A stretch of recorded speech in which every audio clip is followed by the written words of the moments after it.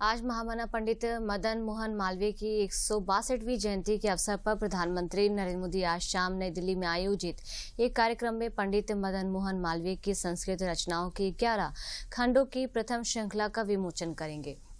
प्रधानमंत्री इस अवसर पर उपस्थित गणमान्य जनों को संबोधित भी करेंगे। अमृतकाल में प्रधानमंत्री का ये दृष्टिकोण रहा है कि राष्ट्र की सेवा में अमूल्य योगदान देने वाले स्वतंत्रता सेनानियों को उचित सम्मान दिया जाए।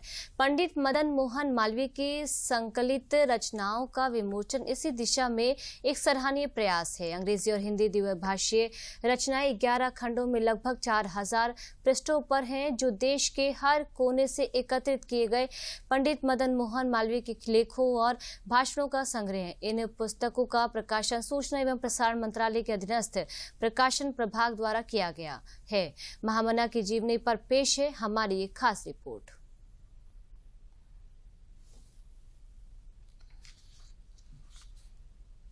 मोहन मालवीय की 162वीं जयंती मनाई जा रही है।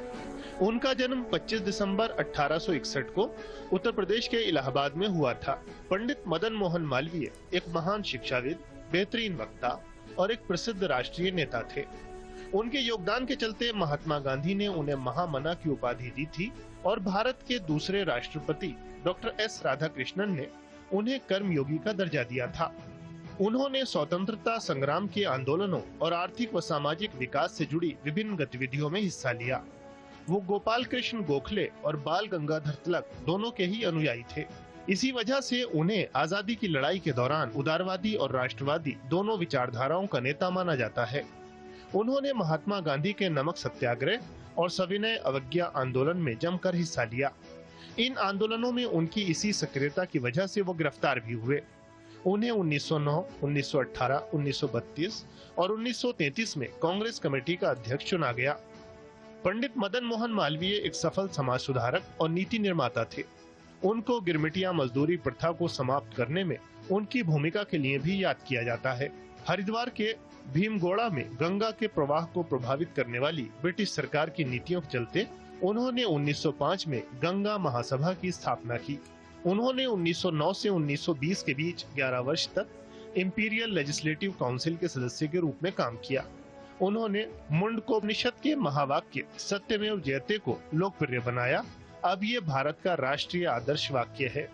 उनके प्रयासों के चलते ही देवनागरी लिपि को ब्रिटिश भारतीय अदालतों में पेश किया गया।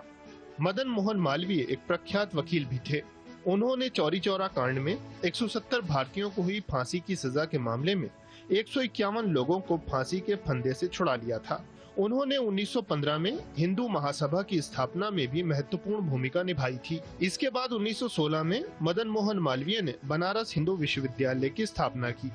एक पत्रकार के रूप में वो हिंदुस्तान और इंडियन यूनियन जैसे समाचार पत्रों के संपादक रहे। उन्होंने अभ्युदय, मर्यादा और लीडर जैसी पत्र पत्रिकाओं की शुरुआत भी की। 12 नवंबर 1946 को 84 वर्ष की आयु में पंडित मदन मोहन मालवीय का निधन हो गया। 2014 में उन्हें देश के सर्वोच्च नागरिक सम्मान भारत रत्न से सम्मानित किया गया। 2016 में भारतीय रेलवे ने पंडित मदन मोहन मालवीय के सम्मान में वाराणसी नई दिल्ली महामना एक्सप्रेस की शुरुआत की।